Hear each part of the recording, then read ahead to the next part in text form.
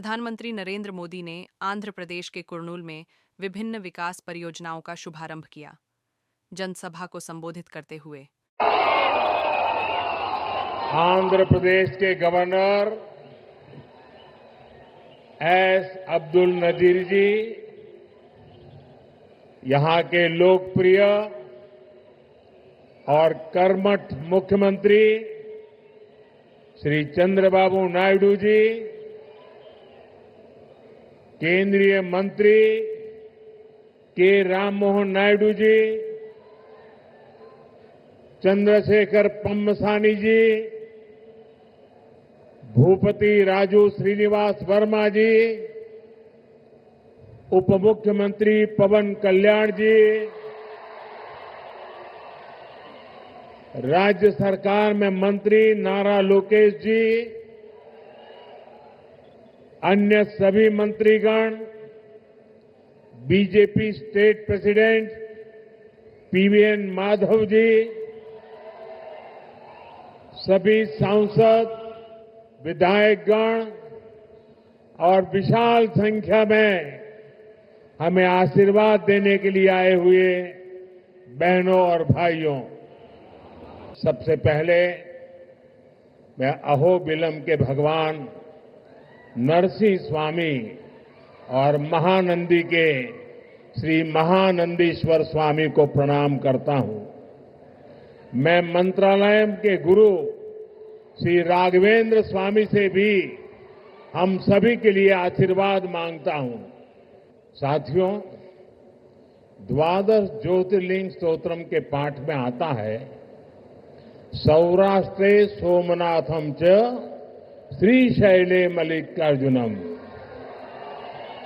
यानी द्वादश ज्योतिर्लिंगों में प्रथम भगवान सोमनाथ और द्वितीय भगवान मल्लिकार्जुन का नाम एक साथ आता है। मेरा सौभाग्य है कि मेरा जन्म दादा सोमनाथ की धरती गुजरात में हुआ, बाबा विश्वनाथ की धरती काशी की सेवा का अवसर मिला और आज श्रीशैलम का आशीर्वाद मिल रहा है। साथियों, श्रीशैलम में दर्शन के बाद मुझे शिवाजी स्फूर्ति केंद्र जाकर उन्हें श्रद्धांजलि अर्पित करने का अवसर मिला। मैं इस मंच से भी छत्रपति शिवाजी महाराज को नमन करता हूं। मैं अल्लमा प्रभु और अक्क महादेवी जैसे शिव भक्तों को भी प्रणाम करता हूं। मैं श्री उయ్యాలవాడ नरसिम्हा रेड्डी गारू और हरि सर्वोत्तम राव जैसे महान स्वातंत्र सेनानियों को श्रद्धापूर्वक नमन करता हूं। साथियों, हमारा आंध्र प्रदेश स्वाभिमान और संस्कृति की धरती है और साथ ही साइंस और इनोवेशन का सेंटर भी है। यहां असीमित संभावनाएं भी है और युवाओं का अनंत सामर्थ्य भी है। आंध्र को अगर जरूरत थी तो सही विजन और सही नेतृत्व की जरूरत थी। आज चंद्रबाबू नायडू गारू और पवन कल्याण गारू के रूप में आंध्र के पास वो विजनरी लीडरशिप भी है और केंद्र सरकार का पूरा सहयोग भी है। साथियों, पिछले 16 महीनों में आंध्र प्रदेश में विकास की गाड़ी तेज गति से दौड़ रही है। डबल इंजन की सरकार में अभूतपूर्व प्रगति हो रही है। आज दिल्ली और अमरावती मिलकर तेज विकास की दिशा में आगे बढ़ रहे हैं और जैसा चंद्रबाबू ने कहा, इस तेज गति को देख करके मैं कह सकता हूं कि 2047 में आजादी के जब 100 साल होंगे, विकसित भारत होके रहेगा।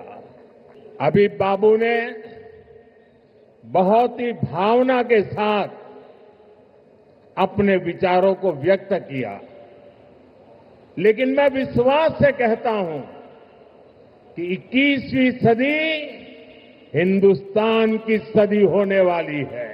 21वीं सदी 140 करोड़ हिंदुस्तानियों की सदी होने वाली है। साथियों, आज भी यहां सड़क, बिजली, रेलवे, हाईवे और व्यापार से जुड़े कई प्रोजेक्ट्स का उद्घाटन और शिलान्यास किया गया है। ये प्रोजेक्ट्स राज्य में कनेक्टिविटी को मजबूत करेंगे, इंडस्ट्री को बढ़ावा देंगे और लोगों के जीवन को आसान बनाएंगे।